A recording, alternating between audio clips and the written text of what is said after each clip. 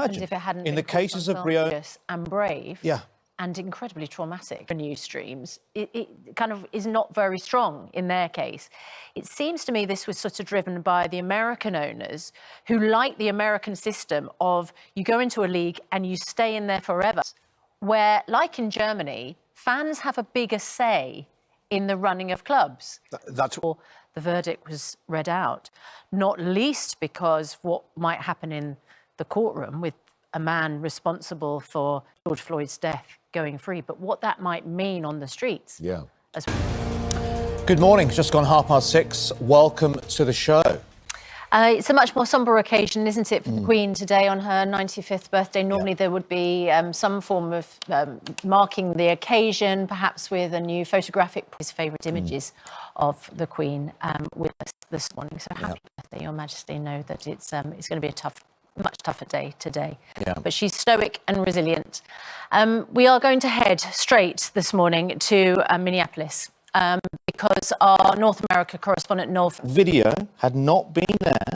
We haven't seen the 9.5 minutes. Incredible. Of that. Then we will not be talking about this now. Yep. That is the key difference. It's fantastic that we've had Jonah Taylor, Ahmaud Arbery. There's not that kind of it's very specific phone evidence. There's some body cam evidence, but there's not that mobile phone evidence, which is independent because it's from somebody watching on.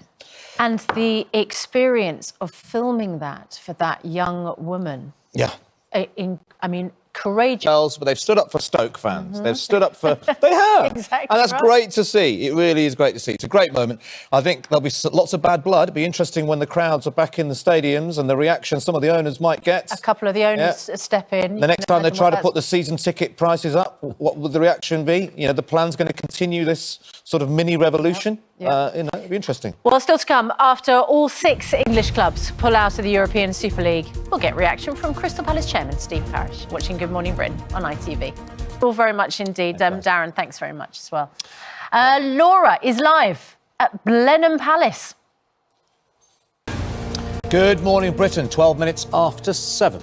Our main news this morning, celebrations in the US overnight over a jury unanimously convicted the former police officer, Derek Chauvin, the murderer of George Floyd. Outside the court building, a crowd of several hundred people erupted in cheers when the verdict was announced. Chauvin was filmed kneeling on Mr. Floyd's neck for more than 9 minutes during his arrest last May.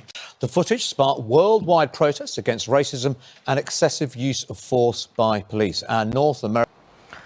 It's very distressing, isn't it? Seeing those images now, after such a long time, seeing them now we know what was happening in court. It's just...